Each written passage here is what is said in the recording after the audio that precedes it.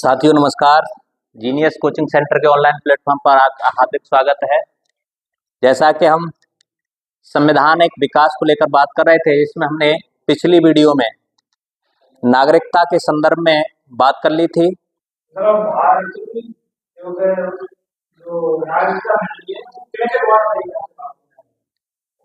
हाँ, नागरिकता अधिनियम के माध्यम से दी जाती है।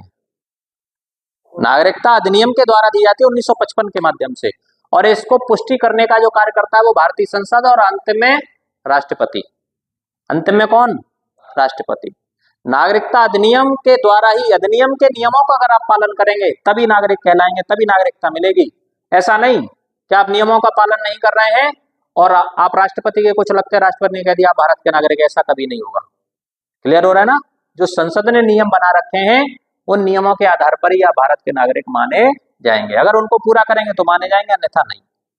क्लियर हुआ? समझ में आ रहा है ना? नोट में एक पॉइंट और लिख लो। अच्छा देखो, एक चीज और देखो इसी में, जैसे ये जो बच्चा है, ये जो बच्चा है, अब इसके माता या पिता तो भारतीय हैं। माता या पिता तो कौन है? भारतीय। पिता भारतीय हैं। जाहिर सी बात है कोई एक व्यक्ति इसमें से उस देश का भी होगा, या तो माता होगी या पिता होगा। नहीं समझ में आ रहा है? या तो माता भारतीय है तो पिता विदेशी होगा, या पिता भारतीय है तो माता विदेशी होगी, तभी तो बच्चा विदेश में जन्म ले रहा है। तो ध्यान रखें, जन्म के समय पर ऐसा बच्चा दोनों देशों का नागरिक माना जाएगा। दोनों देशों का नागरिक माना जाएगा। देशों का नागरिक माना जाएगा। नागरिक माना जाएगा। समझना चीजें मैं क्या कह रहा हूं। यानी ऐसा जो बच्चा होगा वो दोनों देशों का नागरिक माना जाएगा, अमेरिका का भी और भारत का भी।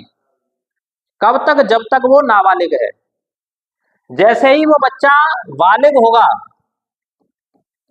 बालिग होगा, समझ में आ रहा है ना?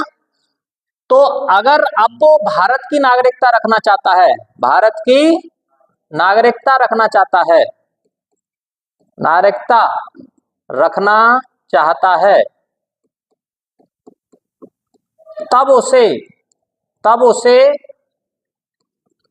दूसरे देश की नागरिकता त्यागनी होगी। दूसरे देश की नागरिकता, देश की नागरिकता छोड़नी होगी या त्यागनी होगी। त्यागनी होगी। क्यों? क्योंकि भारत में पहले ही बता चुका हूं एकल नागरिकता है। समझ में आ रहा है ना? आप एक ही नागरिकता रख सकते हो, दो देशों की नागरिकता नहीं रख सकते। तो अगर आपको, जब तक आप बालिग नहीं हो तब तक तो आप दोनों देशों के नागरिक माने जाओगे।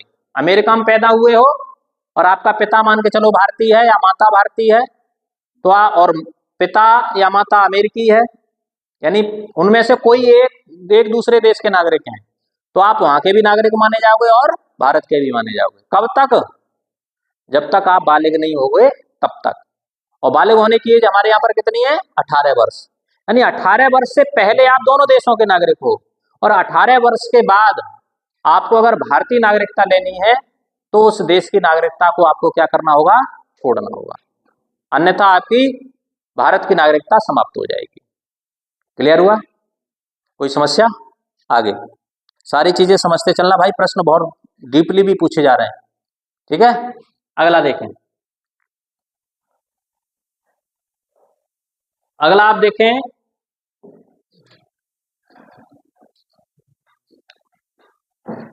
रक्त संबंध के आधार पर हो गया। हाँ, अब देखो पंजीकरण के आधार पर। किसके आधार पर? पंजीकरण। पंजीकरण के आधार पर। किसके आधार पर? पंजीकरण के आधार पर। पंजीकरण के आधार पर कौन भारत का नागरिक होगा? यानी इसको हम कह सकते हैं by registration. By registration. By registration यानी रजिस्ट्रेशन के आधार पर कौन व्यक्ति भारत का नागरिक होगा, वो देखें। तो आप देखें,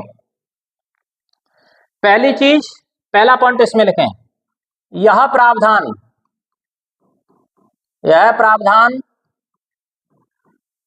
भारतीय मूल भारतीय मूल के व्यक्तियों के लिए है, व्यक्तियों के लिए, व्यक्तियों के लिए है। तो ये जो प्रावधान है वो किसके लिए है? भारतीय मूल के व्यक्तियों के लिए। और ध्यान रखें, भारतीय मूल का व्यक्ति, इसको हम कहते हैं PIO, शॉर्ट फॉर्म इसकी क्या है? PIO, इसकी शॉर्ट फॉर्म है PIO, किसकी? भारतीय मूल के व्यक्ति की। इसको कहते हैं पर्सन, फुल फॉर्म देख लें, person of Indian origin, origin. इसका मतलब क्या है? Person of Indian origin of PIO।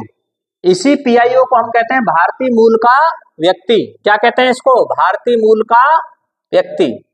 क्या है ये भारतीय मूल का व्यक्ति? तो समझो, इसमें कहा गया कि ऐसा कोई भी विदेशी व्यक्ति, ऐसा कोई भी विदेशी व्यक्ति जिसके पूर्वज पिछली 4 पीढ़ियों तक, जिसके पूर्वज पिछली 4 पीढ़ियों तक कभी भी भारत के नागरिक रहे हों, तो वह व्यक्ति क्या कहलाएगा? वो व्यक्ति भारतीय मूल का व्यक्ति कहलाएगा। नहीं समझ में आया? यानी समझो PIO क्या है, तो लिख लो, पहले एक पॉइंट लिखो। इसके तहत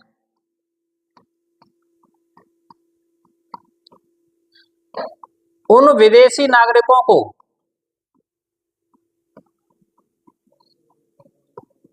उन विदेशी नागरिकों को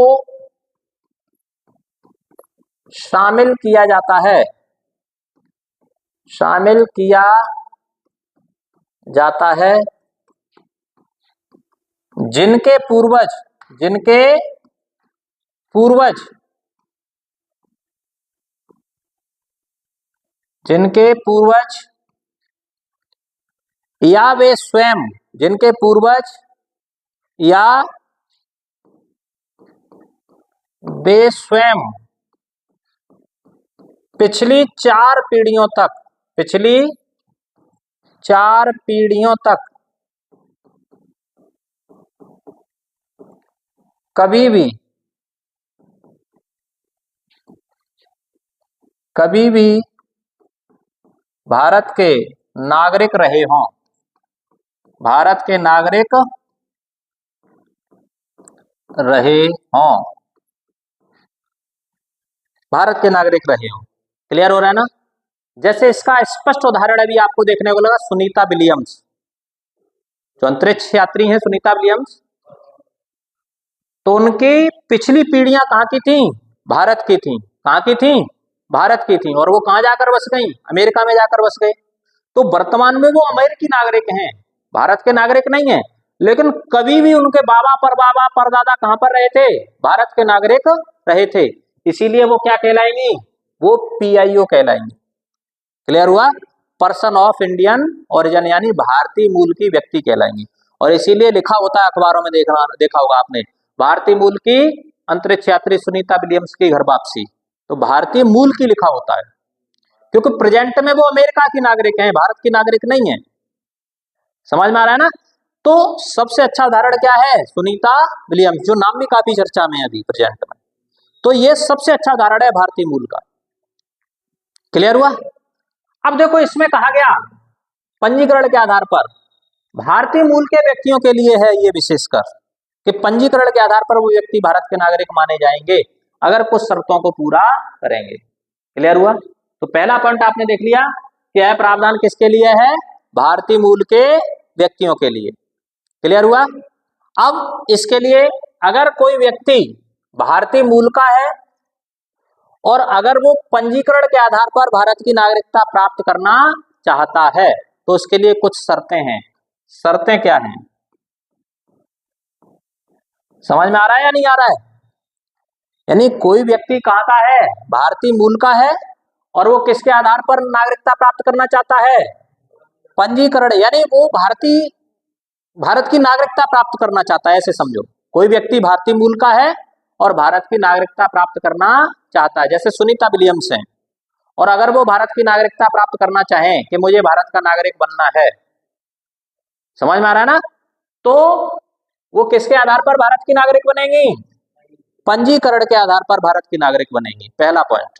ठीक, और उनसे भारत सरकार कुछ शर्तें रखेगी, उन शर्तों को उन्हें पूरा करना होगा। तो शर्तें क्या है? पहली शर्त नोट करें,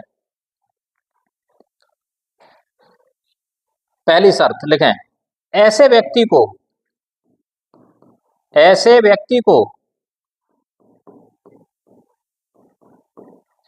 भारतीय नागरिक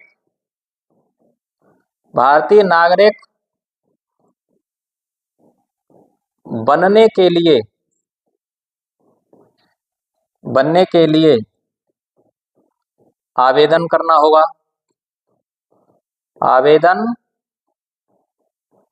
होगा, पहला पॉइंट क्लियर हुआ? ठीक है, आवेदन करना होगा। दूसरा पॉइंट, आवेदन करने से पूर्व आवेदन करने से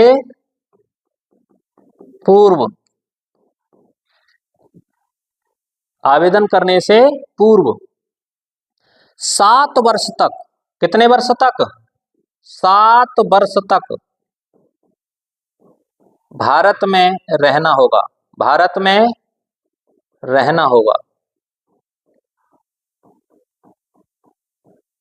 आवेदन करने से पूर्व 7 वर्ष तक भारत में रहना होगा। क्लियर हो गया? समझ में आ रहा है ना? यानी अगर ऐसा व्यक्ति है तो पहले तो उसे आवेदन करना होगा, और आवेदन करने से पहले उसे 7 वर्ष तक भारत में रहना होगा, अपने कार्य से रहे। कहने का मतलब आता जाता रहे, ऐसा नहीं कि लगातार नहीं, आता जाता रहे। मान के चलो उसने यहाँ कोई व्यवसाय स्थापित कर रखा है, तो उस व्यवसाय को देखने के लिए आता रहे, चाहता रहे, अपना जहाँ रह रहा वहां जाता रहे। तो भारत सरकार को जब वो उसे 7 वर्ष हो जाएंगे लगातार, और भारत सरकार को लगेगा कि हाँ ये व्यक्ति अब भारत का नागरिक बनने के लिए योग्य है, तो भारत सरकार क्या करेगी? उसके ये जो उसने आवेदन किया था उसको स्वीकार कर लेगी, और अंततः वह पंजीकरण के आधार पर भारत का नागरिक बन जाएगा। क्लियर हुआ? तो प्रश्न क्या पूछा जाता है? प्रश्न पूछा जाता है पंजीकरण के आधार पर कौन व्यक्ति भारत का नागरिक, या किसके लिए शर्त है? तो भारतीय मूल के व्यक्तियों के लिए, यानी भारतीय मूल का कोई व्यक्ति पंजीकरण के आधार पर नागरिक होगा। क्लियर हुआ? और अगर ये वो इन 2 शर्तों का पालन करता है तो वह व्यक्ति भारत का नागरिक माना जाएगा। कोई समस्या हो तो बताओ यहां तक। ठीक, क्लियर हुआ? दूसरा, पहला पॉइंट भारतीय मूल के व्यक्ति के लिए क्लियर हो गया। दूसरा आप देखेंगे कि इसी पंजीकरण में दूसरा पॉइंट आप देखेंगे, जैसे मान के चलो भारतीय पुरुष है और कोई विदेशी महिला है, अगर इन दोनों का विवाह हो जाता है, समझ में आ रहा है ना, यानी दोनों की शादी हो जाती है, तो जो विदेशी महिला भारत में आएगी शादी होकर, वो महिला भी इसी पंजीकरण के आधार पर ही भारत की नागरिकता प्राप्त कर सकती है। क्या आया समझ में? जैसे हाँ, सबसे अच्छा उदाहरण आप देख सकते हैं, 2 उदाहरण आपके सामने हैं। एक तो सीमा हैदर का उदाहरण सबसे चर्चित उदाहरण रहा। वो कहाँ की थी? पाकिस्तान की, ठीक है, और वो भारत में आ गई।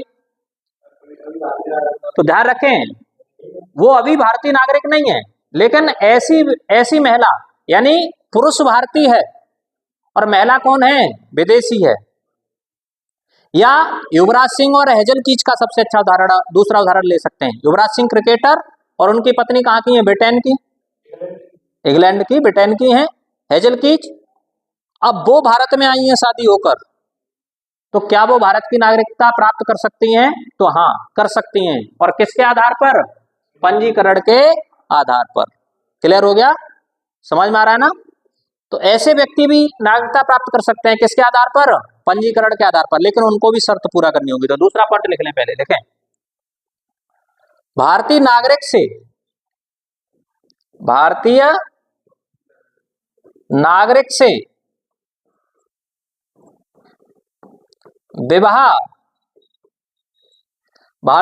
से विवाह करने वाला व्यक्ति भी, विवाह करने वाला व्यक्ति भी, अब दोनों आ सकते हैं, व्यक्ति भी पंजीकरण के आधार पर ही, पंजीकरण के आधार पर ही भारतीय नागरिकता प्राप्त कर सकता है, भारतीय नागरिकता प्राप्त कर सकता है। समझ में आया भाई? ठीक है, इसके लिए भी कुछ शर्तें हैं, इसके लिए भी 2 शर्तें हैं, उनको लिख लें यहीं पे।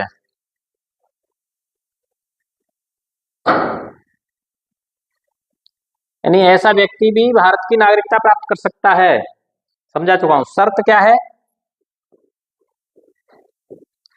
इसके लिए भी 2 शर्तें हैं, लिखें।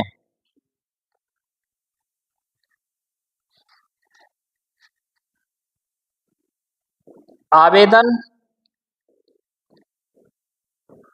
करने से पहले, पहला तो वही है, आवेदन करना होगा, पहली शर्त तो कॉमन है। आवेदन करने से पहले 7 वर्ष तक भारत में रहना होगा, भारत में रहना होगा, ठीक है। और एक शर्त और इसमें जोड़ी गई, वो भी लिख लें।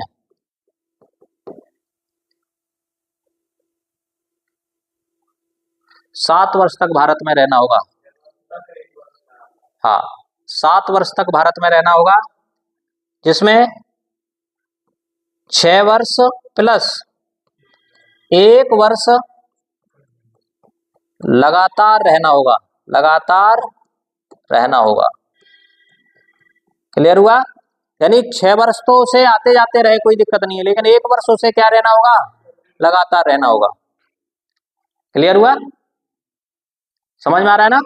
नोट में एक पॉइंट और लिख लें यहीं पर, ये भी मामला अभी पिछले दिनों चर्चा में था, तो प्रश्न पूछ लिया था यहाँ पर, इसीलिए सारे प्रश्न क्लियर कराता हुआ जाऊंगा, परेशान नहीं रहे। तो कोई भी प्रश्न बाहर नहीं जाएगा इस टॉपिक से, मैं करा दूंगा, उससे कोई प्रश्न बाहर नहीं जा सकता, ये मेरी जिम्मेदारी है। एक प्रश्न और लिख लो यहीं पे, देखो जैसे सीमा हैदर के साथ में बच्चे आए थे, उसके साथ बच्चे आए थे या नहीं आए थे पाकिस्तान से?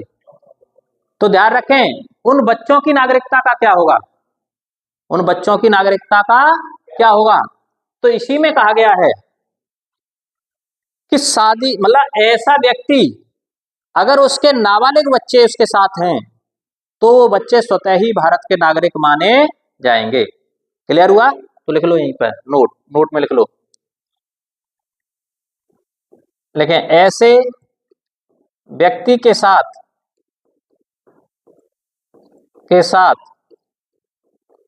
नाबालिग बच्चे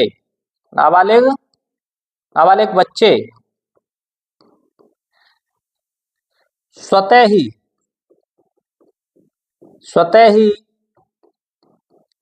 भारत के नागरिक माने जाएंगे। क्या आया समझ में? यानी उनको अलग से नागरिकता का आवेदन करने की कोई आवश्यकता नहीं है नागरिकता के लिए। क्लियर हुआ? नाबालिग बच्चे हैं तो वो स्वतः ही भारत के नागरिक माने जाएंगे।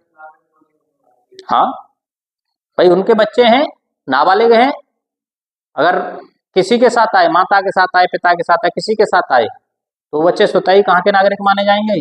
भारत के नागरिक माने जाएंगे। हाँ माने जाएंगे 7 साल बाद ही, जैसे ही उनको नागरिकता मिल जाएगी वैसे ही वो बच्चे उनके नागरिक हो जाएंगे। समझ में आ रहा है ना? हाँ अभी नहीं बना होगा, ये जब 7 साल कंप्लीट कर लेंगे यहाँ पर, तब इनको नागरिकता मिलेगी भारत सरकार की, या भारत की नागरिकता मिलेगी। क्लियर हुआ? कोई समस्या किसी को? ठीक, अगला लिखें, कोई दिक्कत यहां तक? अगला लिखें, देशीयकरण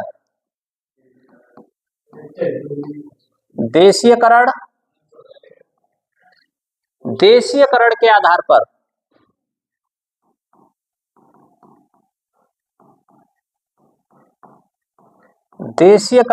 पर नागरिकता, देशीयकरण,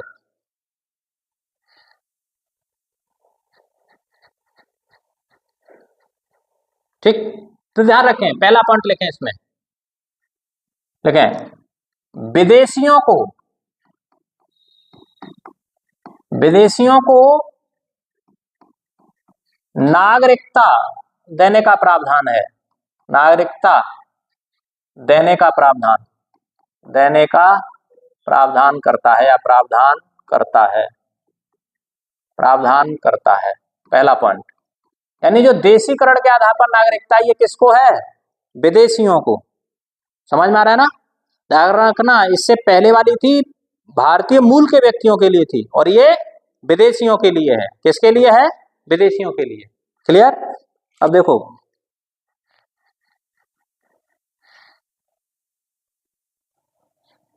जैसे कोई भी व्यक्ति है और वो विदेश का है, किसी भी देश का है, और अगर वो भारत की नागरिकता प्राप्त करना चाहता है, समझ में आ रहा है ना, तो वो व्यक्ति देशीकरण के आधार पर भारत का नागरिक, यानी देशीकरण के आधार पर भारत की नागरिकता प्राप्त कर सकता है। ठीक है? इसके लिए कुछ शर्तें निर्धारित की गई हैं। तो पहला पॉइंट लिख लें, देखें, विदेशियों को नागरिकता का प्रावधान करता है। शर्त क्या है?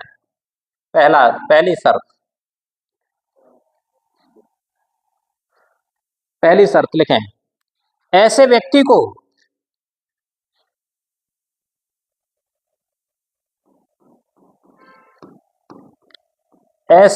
को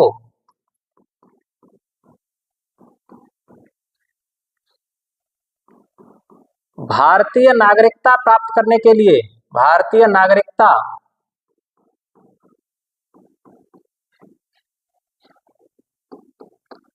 प्राप्त करने हेतु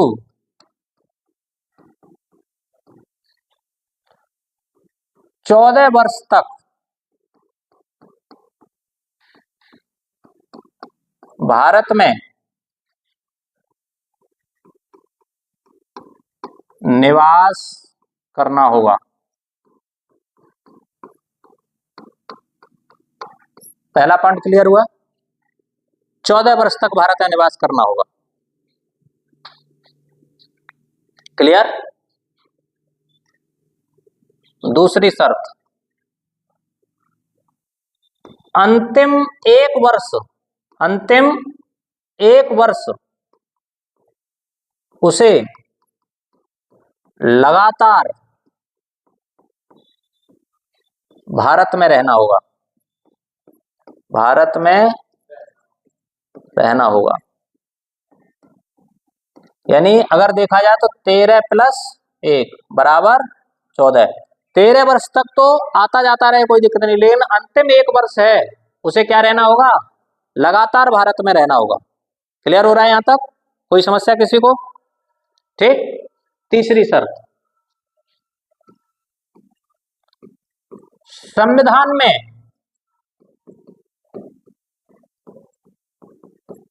वर्णित किसी एक भाषा का जानकार हो। ठीक। संविधान में आप देखेंगे कितनी भाषाएं हैं? 22 भाषाएं हैं। तो उन 22 भाषाओं में से किसी एक भाषा की उसे जानकारी रखनी होगी, तभी तो कहेंगे कि ये भाई देशी हो गया है पूरी तरह से। भाई देशी कब कहेंगे? जब वो हमारी भाषाएं सीखने लगेगा, भाषाएं मानने लगेगा, जानने लगेगा, तभी तो कह पाएंगे उसे। ठीक। चौथी शर्त, संविधान के प्रति, यानी भारतीय संविधान के प्रति निष्ठा एवं आदर रखता हो, संविधान के प्रति निष्ठा एवं आदर रखता हो। ठीक। क्लियर हुआ?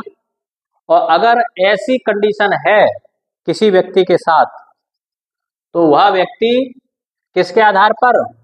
देशीकरण के आधार पर भारत का नागरिक माना जाएगा। यानी इन सभी शर्तों को पूरा करता हो और भारत सरकार के समक्ष उसने आवेदन कर दिया हो, भारत सरकार उसे स्वीकृति दे दे, तो वह देशीकरण के आधार पर भारत का नागरिक माना जाएगा। क्लियर हुआ? समझ में आ रहा है? कोई दिक्कत तो नहीं है? हाँ भाई, ठीक, अगला नोट कर ले।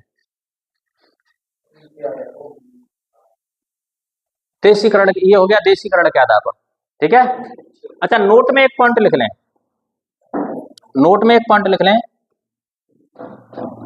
नागरिकता संशोधन अधिनियम, नागरिकता संशोधन अधिनियम 2019, 2019, नागरिकता संशोधन अधिनियम 2019 में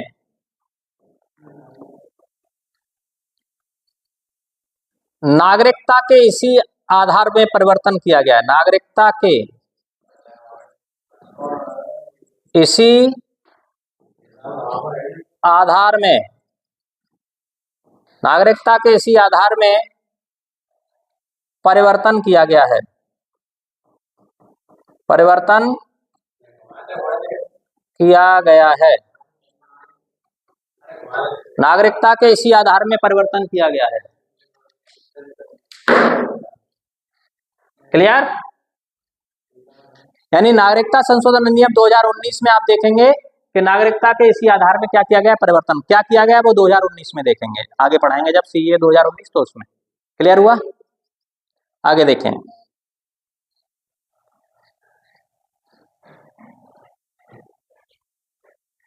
नोट में दूसरा पॉइंट और लिख लें इसी में।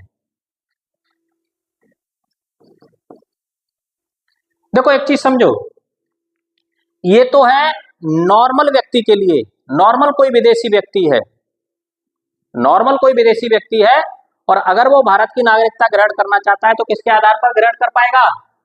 देशीकरण के आधार पर। क्लियर हुआ? लेकिन दूसरी चीज समझें, जैसे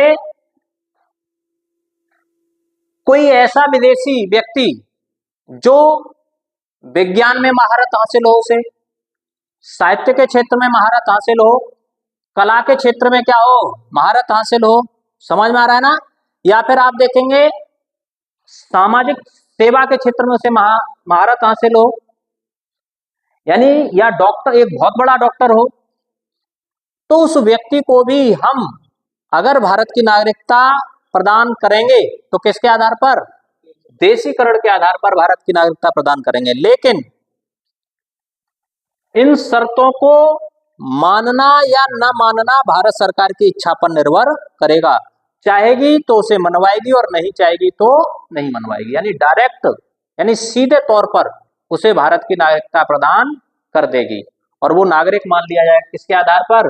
देशीकरण के आधार पर। क्लियर हुआ? तो नोट में दूसरा पॉइंट लिख लें, यदि कोई विदेशी व्यक्ति, यदि कोई विदेशी व्यक्ति कला, साहित्य, विज्ञान, समाज सेवा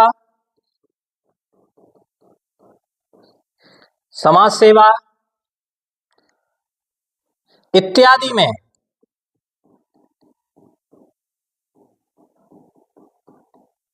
विश्वविख्यात है,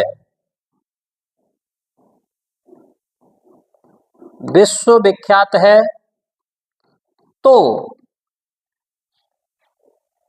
ऐसा व्यक्ति भी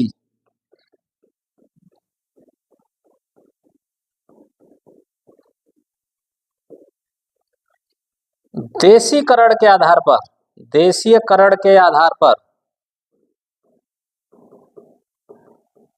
देशीकरण के आधार पर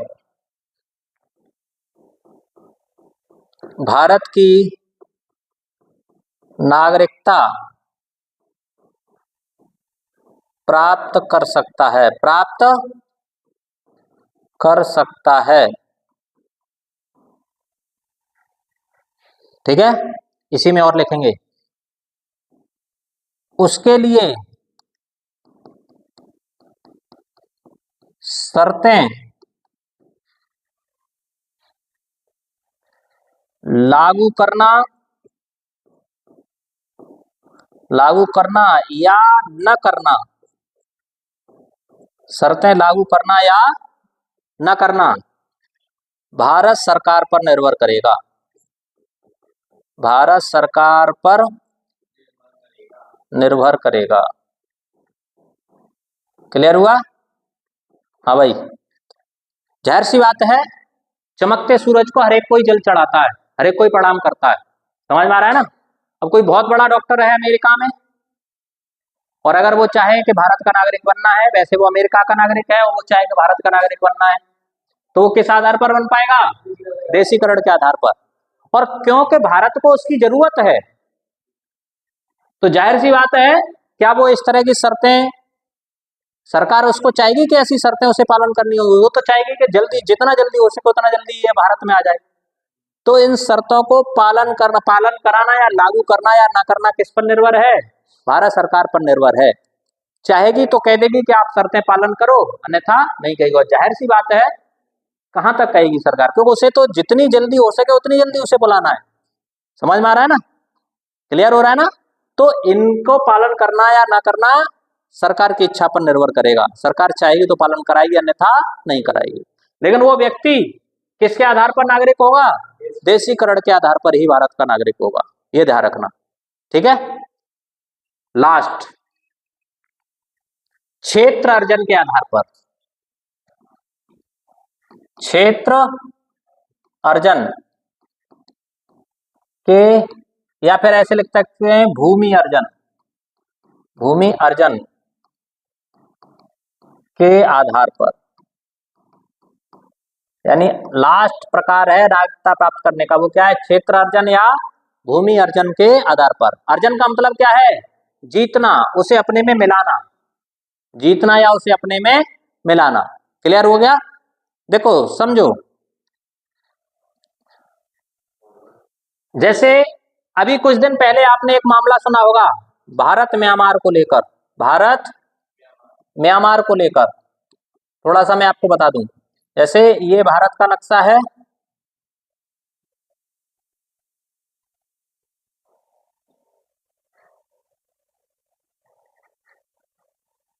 ठीक है?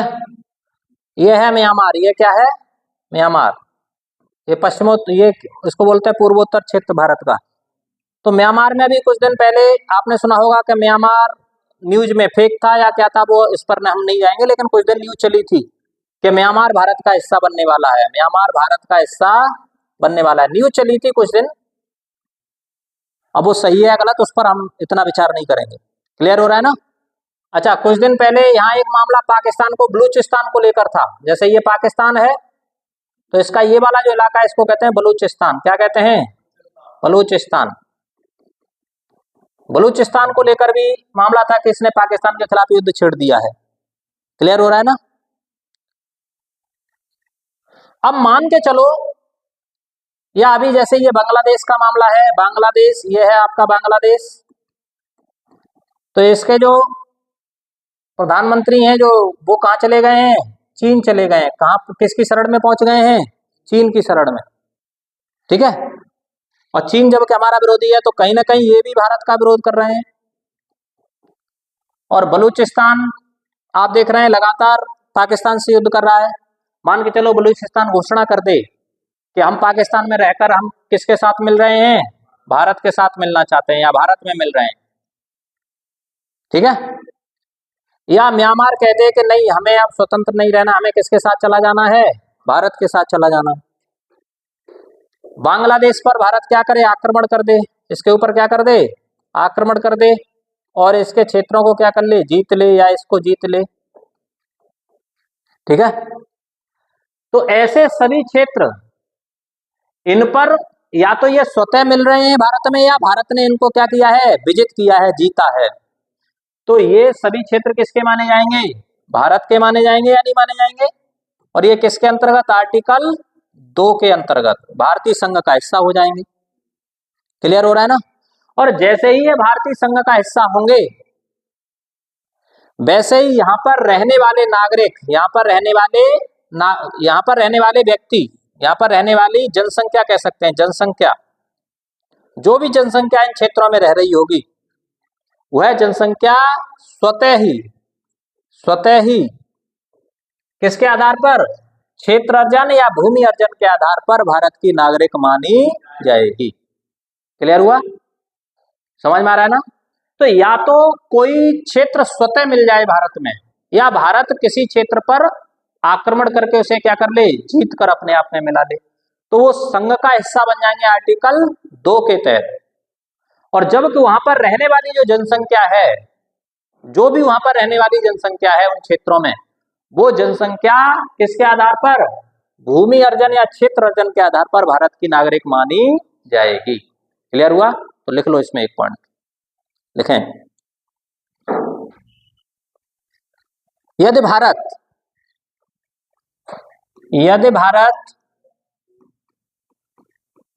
किसी नए भूभाग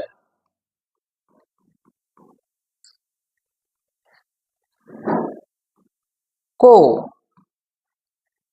विजित कर लेता है या वह भूभाग स्वतः ही भारत में क्या हो जाता है, शामिल हो जाता है, भारत में शामिल हो जाता है,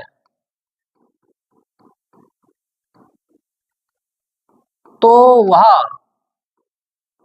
क्षेत्र आर्टिकल 2 के तहत भारतीय संघ का हिस्सा होगा तथा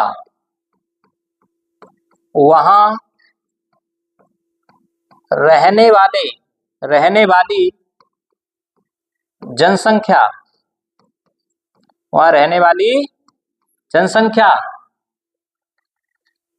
क्षेत्र अर्जन के आधार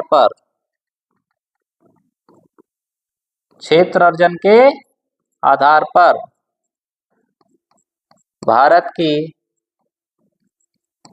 नागरिक मानी जाएगी। क्लियर हुआ, आ रहा है समझ में, कोई दिक्कत तो नहीं है।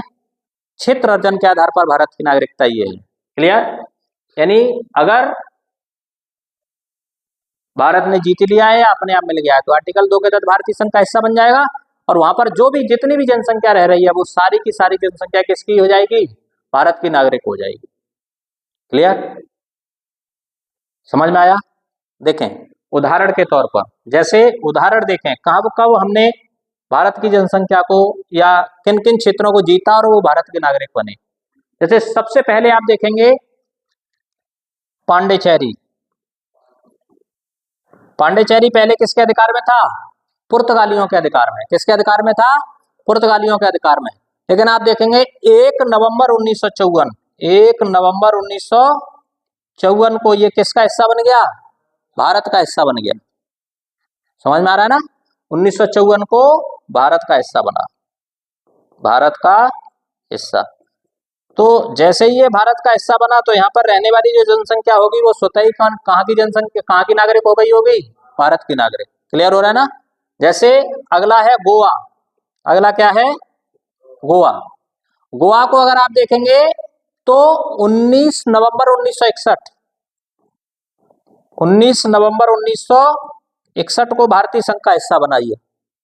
तो जब भारतीय संघ का हिस्सा बना तो यहाँ की जो जनसंख्या हुई स्वतः ही कहाँ की नागरिक हो गई होगी, भारत की नागरिक हो गई। इसके अलावा आप देखेंगे एक चीज और, एक उदाहरण और लिख लें। जैसे सिक्किम का उदाहरण आपको देखने को मिलता है सबसे अच्छा। सिक्किम पहले अलग देश था, ठीक है, सिक्किम पहले अलग देश था, लेकिन आप देखेंगे 16 मई 1975 को ये किसका हिस्सा बन गया, भारत का हिस्सा बन गया। तो यहाँ पर रहने वाली जो जनसंख्या थी वो भी किसकी नागरिक हो गई, भारत की नागरिक हो गई। किसके आधार पर, भूमि अर्जन या क्षेत्र अर्जन के आधार पर। कोई समस्या हो यहाँ तक? हाँ भाई, किसी को कोई दिक्कत? ठीक, बाकी का देखेंगे कल। आज इतना ही। अब कल आपके दो बिंदुओं पर और चर्चा होगी। कल के टॉपिक में बता दूं, यहीं पर दो बिंदुओं पर चर्चा होगी। एक तो आपका, बाकी का देखेंगे कल। आज इतना ही।